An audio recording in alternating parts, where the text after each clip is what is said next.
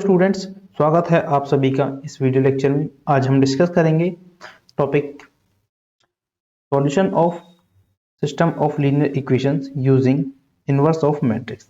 यानी कि inverse of matrix की हेल्प से जो इक्वेशंस का एक सेट हमको गिवन है, इसका सॉल्यूशन कैसे फाइंड करेंगे। सॉल्यूशंस का मतलब क्या होगा कि जो वेरिएबल्स यहाँ पर एक्स वाई जेड, हमें इनकी वैल्यू फाइंड करनी है with the help of inverse of matrix. तो देखिए, इसको करने के लिए क्या मेथड है, पहले हम वो डिस्कस करते हैं, उसके बाद इस एग्जांपल को सॉल्व करेंगे।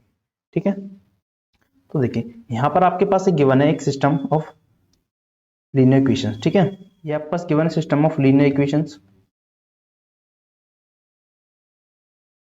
जिसमें यहाँ पर फर्स्ट एक्स इक्वेशन क्या है। फर्स्ट इक्वेशन है आपकी a1x plus b1y plus c1z equal to d1, a2x plus b2y plus c2z equal to d2, ऐसे ही a3x plus b3y plus c3z equal to d3। ये आपकी तीन इक्वेशंस का सेट है और इनको हमें सॉल्व करना है। अच्छा, अब इनको सॉल्व करने के लिए हमें यूज करना है क्या, inverse of matrix. Inverse of matrix, इसका हमें यूज करना। अब इनवर्स ऑफ मैट्रिक्स का यूज करना तो उसके लिए सीधी सी बात है, हमें पहले मैट्रिक्स होना चाहिए हमारे पास। अच्छा, तो इसी क्वेश्चन को पहले हम क्या करेंगे, मैट्रिक्स में कन्वर्ट करेंगे। ठीक है, अब मैट्रिक्स में कन्वर्ट करने के लिए क्या करना है कि जो कोफिशिएंट्स है, ये वाली एक्स वाई जेड की जो कोफिशिएंट्स है, इनको मैंने एक मैट्रिक्स ए का नाम दिया, मैट्रिक्स ए, जिसको मैंने कैसे फॉर्म किया है, a1 b1 c1, second row के लिए a2 b2 c2 और थर्ड रो के लिए a3 b3 c3। ये क्या है, ये फर्स्ट सेकंड थर्ड इक्वेशंस के coefficient of x y z है, उनको मैंने एक मैट्रिक्स ए के साथ अरेंज कर दिया। ठीक है, तो मैट्रिक्स ए बना दिया। अच्छा, अब जो वेरिएबल्स हैं एक्स वाई जेड, इनको मैंने लिख दिया matrix x. Matrix x equal to x y and z. ठीक है, अब जो ये वैल्यू बच गई, ये वाली राइट हैंड साइड की जो वैल्यू बच गई है, इनको मैंने एक नाम दे दिया matrix B, d1 d2 and d3। अच्छा, अब इनको मैंने अलग अलग लिख दिया, लेकिन अब आप बोलोगे कि सर ये तो इस टाइप से है, हमको इन्हें अलग अलग लिख दिया है, लेकिन जब इनको हम प्रोडक्ट करेंगे a इंटू एक्स करोगे तो आपके पास ये वाली वैल्यू आ जाएगी। जैसे अब मैट्रिक्स का मल्टीप्लाई करने के लिए, प्रोडक्ट करने के लिए क्या रूल होता है कि first row into first column.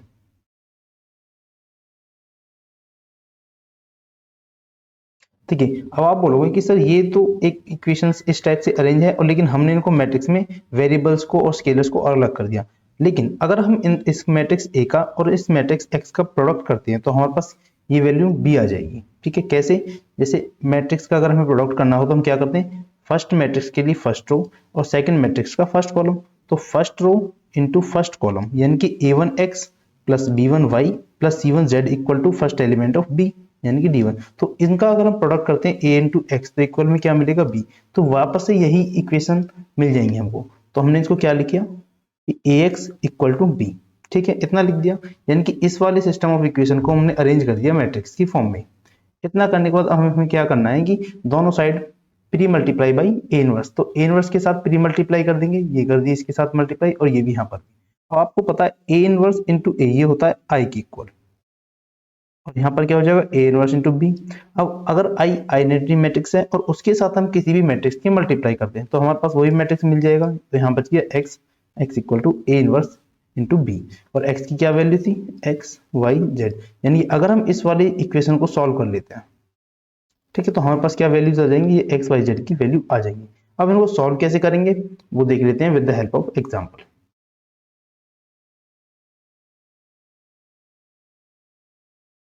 यहाँ पर देखिए, हमें एग्जांपल वन गिवन है, क्वेश्चन वन है 3x plus sorry 3x minus 2y plus 3z equal to 8, 2x plus y minus z equal to 1, 4x minus 3y plus 2z equal to 4। ये system of linear equation इस type से हमें given है। ठीक है, यहाँ पर ये इक्वेशन फर्स्ट है, ये इक्वेशन सेकंड और ये इक्वेशन थर्ड। अब इनमें से क्या करना, find the value of x y z. इस टाइप के सभी क्वेश्चंस में आपको यही दिया जाएगा कि वेरिएबल्स एक्स वाई जेड, या फिर हो सकता है वेरिएबल चेंज कर दें, यू वी डब्ल्यू कुछ भी कर सकते हैं, उनकी मर्जी है को एग्जामिनर की, तो कोई वेरिएबल डाल दें, लेकिन इसी फॉर्मेट में आपको क्वेश्चंस गिवन होगा। ठीक है, अच्छा, इनको सॉल्व करने के लिए हमने पहले इनको एक मैट्रिक्स का रूप देना है, तो हमने इनकी जो वो है कोफिशिएंट्स एक्स वाई जेड के जितने भी कोफिशिएंट्स हैं सभी इक्वेशंस में, उनको उठाकर हमने एक मैट्रिक्स ए नाम दे दिया। तो ए मैट्रिक्स बना फर्स्ट रो के लिए फर्स्ट इक्वेशन के एलिमेंट, यानी कि 3 2 एंड 3, सेकंड के लिए 2 1 माइनस 1 और थर्ड के लिए 4 माइनस 3 2। ऐसे ही हमने मैट्रिक्स एक्स बनाया, वेरिएबल्स को ले लेंगे एक्स वाई जेड, और मैट्रिक्स बी राइट वाली वैल्यूज 8 1 4। इस टाइप से हमारे पास ए एक्स और बी तीनों मैट्रिक्स की वैल्यू आ गई। अब हमें क्या निकालना है, A X into B, A X equal to B, यानी कि A X equal to B हमने कर दिया। यहाँ से एक्स की वैल्यू क्या होती है, अभी हमने किया था थोड़ी देर पहले, ए इनवर्स इंटू बी। तो बेसिकली अब हमें क्या करना है, इस वाली इक्वेशन का सॉल्यूशन फाइंड करना है। ठीक है, इसको इक्वेशन नंबर 4 दे देते हैं। अच्छा, अब आपको पता अगर हमें ए इनवर्स निकालना है तो पहले मैट्रिक्स ए होना चाहिए, तो भाई ये रहा आपके पास मैट्रिक्स ए। अब इसके ऊपर एक कंडीशन और है कि अगर मैट्रिक्स ए स्क्वायर मैट्रिक्स है और इसका इनवर्स एग्जिस्ट करता है तो वो कब एग्जिस्ट करेगा, जब ये नॉन सिंगुलर मैट्रिक्स होगा। चलो पढ़ी थी ना कि अगर कोई स्क्वायर मैट्रिक्स है उसका इनवर्स लाई करता एग्जिस्ट करता है तो वो कैसा होना चाहिए, नॉन सिंगुलर होना चाहिए। तो सबसे पहले हमें क्या करना होगा कि उस मैट्रिक्स के लिए चेक करना होगा कि क्या ये नॉन सिंगुलर है या सिंगुलर है। तो उसके लिए हम इसका डिटरमिनेंट निकालेंगे और डिटरमिनेंट क्या आना चाहिए, determinant of A not equal to zero आना चाहिए। अगर ये नॉट इक्वल टू जीरो आता है तो हम बोलेंगे कैसा है, नॉन सिंगुलर, और आगे की प्रोसेस हम कंटिन्यू करेंगे। अच्छा, इसका डिटरमिनेंट निकाला, डिटरमिनेंट निकालना आप अच्छी तरह से सीख चुके हो, मैंने अपने लेक्चर्स में अच्छी तरीके से बताया हुआ है। अगर आपको नहीं आता तो आप जाके प्ले लिस्ट में चेक कर सकते हो कि डिटरमिनेंट कैसे निकालते हैं। तो 3 ऑर्डर का डिटरमिनेंट निकालने के लिए हमने इसको अरेंज कर दिया। 3 फर्स्ट रो से हम इसको एक्सपेंड करेंगे बाय रो, फर्स्ट से हमने इसको सॉल्व करेंगे।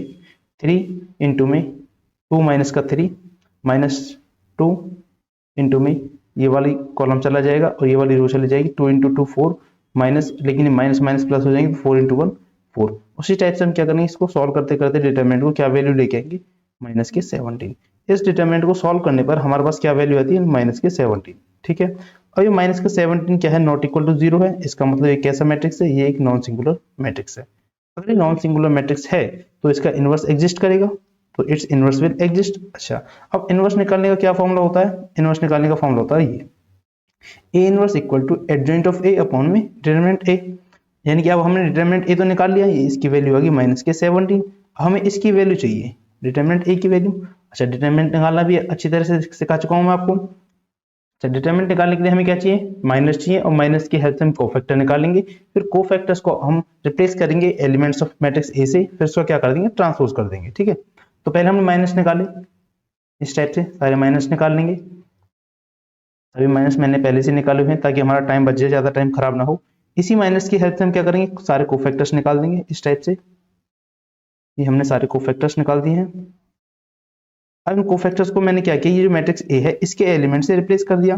जैसे 3 था तो फर्स्ट एलिमेंट का कोफैक्टर क्या निकला है, -1, तो इसकी जगह रख दिया -1। सेकंड एलिमेंट का कोफैक्टर क्या निकला है, -8, तो यहाँ रख दिया -8। थर्ड एलिमेंट का कोफैक्टर निकला है -10, तो यहाँ पर रख दिया -10। इसी टाइप से मैंने सारे कोफैक्टर्स अरेंज कर दिए और उसका क्या करना है, ट्रांसपोज करना है। ट्रांसपोज कैसे करते हैं, हम रो को हम कॉलम बना देते हैं, कॉलम को रो बना देते हैं। तो उसका ट्रांसपोज कर दिया, और ट्रांसपोज करने के बाद हमें क्या मिल गया, एडजॉइंट ऑफ ए मिल गया। और हमारे पास एडजॉइंट ए भी है और डिटरमिनेंट ए भी है, तो हम क्या निकाल सकते हैं, ए इनवर्स की वैल्यू निकाल सकते हैं। तो ए इनवर्स की वैल्यू होती है एडजॉइंट ए अपॉन में डिटरमिनेंट ए। तो यहाँ से ए इनवर्स की वैल्यू निकालने के लिए डिटरमिनेंट ए की वैल्यू 1 अपॉन माइनस के 17, ये इसको मल्टीप्लाई कर दे। इसको आप ऐसे भी लिख सकते हो ना, 1 अपॉन डिटरमिनेंट ए इंटू में एडजॉइंट ऑफ ए, ऐसा भी आप इसको लिख सकते हो। तो इसको अरेंज करने के बाद हमारे पास ए इनवर्स की क्या वैल्यू आ गई, ये वैल्यू आ गई ए इनवर्स की। अब हमारे पास इक्वेशन क्या थी सॉल्व करने के लिए, x equal to A inverse into B. इस इक्वेशन को सॉल्व करना था जिससे कि हमें x, y और z की वैल्यू मिल जाए। अच्छा, इसको सॉल्व करने के लिए हमने पहले ए इनवर्स की वैल्यू रख दी और इंटू बी की वैल्यू दी। अब हम क्या करेंगे, इस मैट्रिक्स की मल्टीप्लाई बी के साथ कर देंगे, यानी कि first row into first column. तो इसकी मल्टीप्लाई कैसे करेंगे, -1 इंटू 8, माइनस का 8, प्लस -5 इंटू 1, माइनस का 5, प्लस -1 इंटू 4, माइनस का 4। ऐसे ही -8 into 8, -64, -6 into 1, -6, 9 into 4 plus 36, -10 into 8, -80, 1 into 1 plus 1, 7 into 4 plus 28। इसको सॉल्व करने के बाद हमारे पास क्या वैल्यू है, -17, -34 एंड माइनस का 51 इंटू में क्या है 1 अपॉन माइनस का 17। अब इसके अंदर मल्टीप्लाई कर देंगे, जो स्केलर वैल्यू इसके अंदर मल्टीप्लाई करेंगे तो -17 अपॉन में -17, -34 अपॉन में -17 एंड -51 अपॉन में -17। इसको आप कैंसिल करोगे तो 1, यहाँ से वैल्यू 2 आएगी और यहाँ से वैल्यू आएगी 3। तो यानी कि x की क्या वैल्यू आ गई, 1, 2 और 3। और x इसके इक्वल लेके चले थे हम, x, y और z के इक्वल। तो जब हम इन दोनों मैट्रिक्स को कंपेयर करेंगे तो हमारे पास क्या वैल्यू आई, x equal to 1, y equal to 2 and z equal to 3। तो यहाँ से आपका सभी वेरिएबल्स की वैल्यू आ जाती है। तो यहाँ आपका सॉल्यूशन ऑफ इक्वेशन खत्म होता है। इस टाइप से आप सभी वेरिएबल्स की वैल्यू निकालोगे और इक्वेशन को सॉल्व कर लोगे। अब बात आती है क्या आपके आंसर सही निकले हैं। हो सकता है ना कि आपने कहीं मिस्टेक कर दी और गलत निकल गई हो, तो इसको एक बार वेरीफाई और करेंगे कि ये इक्वेशन सही है, जो वैल्यू आई है एक्स वाई जेड की सही है या फिर नहीं है। तो उसके लिए हम क्या करेंगे, सभी वैल्यू को उठाएंगे और इनमें से जो इक्वेशन हमें गिवन थी क्वेश्चन में, जितनी भी इक्वेशन गिवन थी इनमें से किसी भी एक इक्वेशन में इनको पुट कर देते। तो हम इसको इक्वेशन सेकंड में पुट कर लेते हैं। आपकी मर्जी, आप फर्स्ट में करो, थर्ड में करो, सेकंड में करो, जिसमें भी आपका मन करे वहां पुट करके आप इनको वेरीफाई कर सकते हो। तो मैं सेकंड इक्वेशन से कर रहा हूँ, थोड़ा जल्दी हो जाएगा। 2 इंटू एक्स की क्या वैल्यू निकाली थी 1, प्लस वाई की क्या वैल्यू निकाली थी 2, और माइनस जेड की वैल्यू निकाली थी 3। 2 प्लस इंटू 2 2 प्लस 2 4 माइनस का 3, यानी कि 4 माइनस 3 इक्वल टू 1। तो ये राइट हैंड साइड की इक्वल आ गया, मतलब कि हमारी जो वैल्यूज निकली हैं एक्स वाई जेड की वो क्या है, सही वैल्यू है।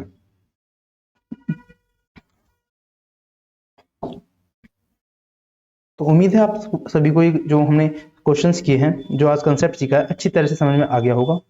ठीक है, इसी के साथ इस लेक्चर को खत्म करते हैं और मिलते हैं नेक्स्ट वीडियो लेक्चर।